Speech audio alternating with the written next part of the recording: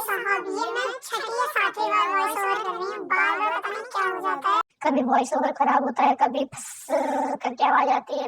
Welcome back to Straw Hat's Childhood series. This is episode 2 and today we dive into the story of pirate hunter Roronoa Zoro.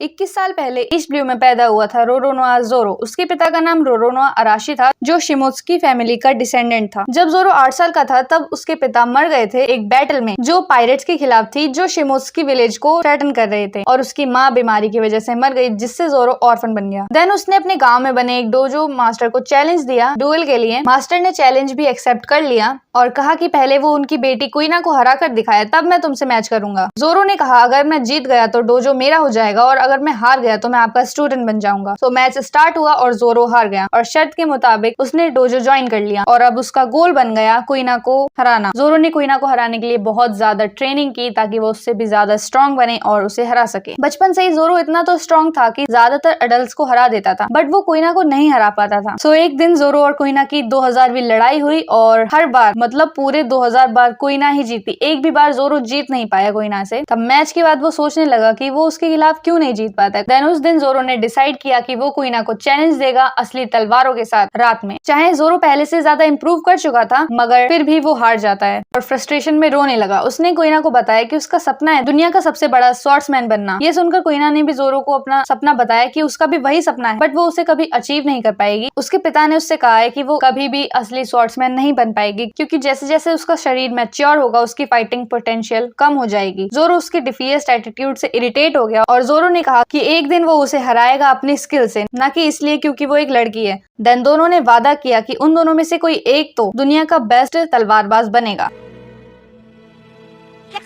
अगले दिन जब जोरो training कर रहा था तब उसको पता चला कि कुइना की मौत हो चुकी है जिसकी वजह से जोरो बहुत ही ज्यादा दुख और गुस्से से भर गया। ये समझकर कि अब कुइना अपना सपना पूरा नहीं कर पाएगी जोरो ने डिसाइड किया कि वो उसका सपना अपनाएगा। उसने कोशिरो यानी कुइना के फादर से कुइना की तलवार वादो इचिमोंजी मांगी और अपना सिग्नेचर 3 स्वॉर्ड स्टाइल डेवलप करना शुरू किया। दोनों हाथों में एक एक तलवार और तीसरी कुइना की तलवार अपने दांतों में पकड़कर। कुइना की डेथ के बाद एक दिन जोरो ने कोशिरो से पूछा कि क्या ये सच है कि स्वॉर्ड्समैन कुछ भी काट सकते हैं, यहाँ तक कि स्टील तक को। कोशिरो ने कहा हाँ ये सच है। उसने फिर जोरो को एक एग्जाम्पल के तौर पर कागज दिखाया और उस कागज पर तलवार से वार किया बट वो कागज फटा नहीं ना ही कटा जिससे जोरो कंफ्यूज हो गया। तब कोशिरो ने जोरो को समझाया कि स्वॉर्ड्समैनशिप ये है कि तलवारबाज को समझना चाहिए कि उसे क्या प्रोटेक्ट करना है और किस चीज को काटना है। उन्होंने कहा कि स्वॉर्ड्स प्ले जो हर चीज को काट देता है, हर चीज को इंजर कर देता है बिना सोचे समझे, मैं इसे तलवारबाजी नहीं मानता। जोरो ने अपने सेंसे से कहा कि वो ऐसा स्वॉर्ड्समैन बनेगा जो कुछ भी काट सके। ये सुनकर कोशिरो को डाउट हुआ कि क्या जोरो ध्यान भी दे रहा था उनकी बात पर। फिर ऐसे ही बहुत साल बीत गए। जोरो ने बहुत ही ज्यादा ट्रेनिंग की अपने आप को इम्प्रूव करने के लिए, दुनिया का सबसे बेस्ट स्वॉर्ड्समैन बनने के लिए। देन आखिरकार जोरो को पता चला ड्रैक्यूल हॉकआई मीहॉक के बारे में जो दुनिया का सबसे बड़ा स्वॉर्ड्समैन है। तब जोरो समुद्र पर निकल गया मीहॉक को चैलेंज करने, पर वो रास्ता भटक गया और कहीं भी जा नहीं पाया। तो अपना गुजारा करने के लिए उसने बाउंटीज लेना शुरू किया। जल्द ही उसने एक बड़ी रेपुटेशन बना ली as a pirate hunter. East Blue और ग्रैंड लाइन में सब